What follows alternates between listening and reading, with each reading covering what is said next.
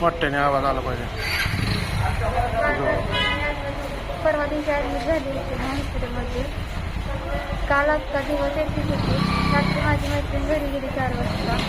रात्री एक बघून ऐकण्याचा माणूस माझ्यापाशी आला आणि म्हणलं तू एकटीच आहे का? त्याला म्हणलं नाही माझी मम्मी आहे माझ्यासोबत.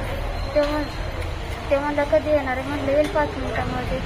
तसं बोलल्यानंतर ते माझ्या शेजारी आला, माझ्या बेडवर बसला आणि नाही छेडछाड करू लागला. तू काय काम करते इथं?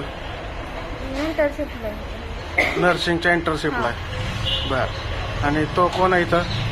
कामगार आहे. सुरक्षा रक्षक आहे. ओके.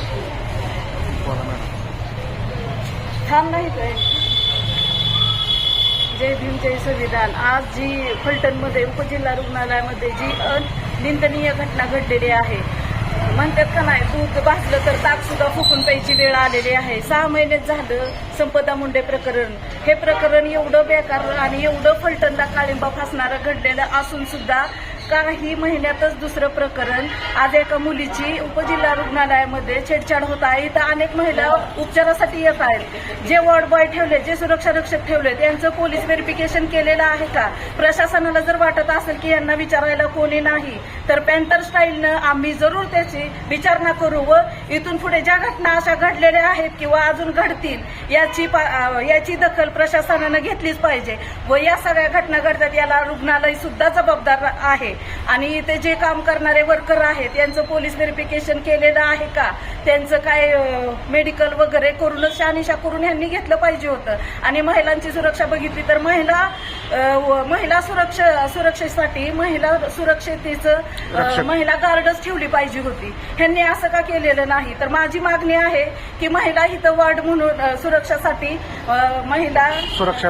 महिला सुरक्षा रक्षक ठेवावी ही माझी मागणी आहे.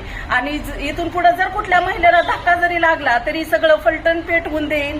आणि या प्रत्येक महिलेसाठी पॅन्थर आमचं अजून चालू आहे, आमची चळवळ चालू आहे. प्रशासनाला विचारायला मी हर एक क्षणाक्षणाला उभी राहणार आहे.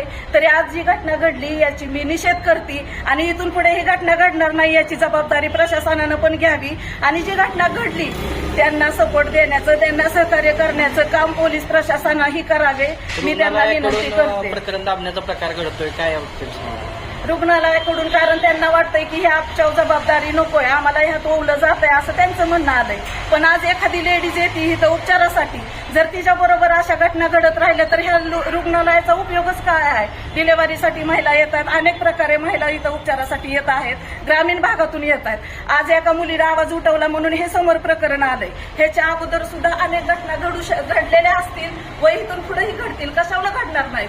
6 महिने झालं मुंडे प्रकरण झालेलं, त्याच्यावरती अजून कुणालाही काय माहिती मिळालेली नाही सखोलपणे.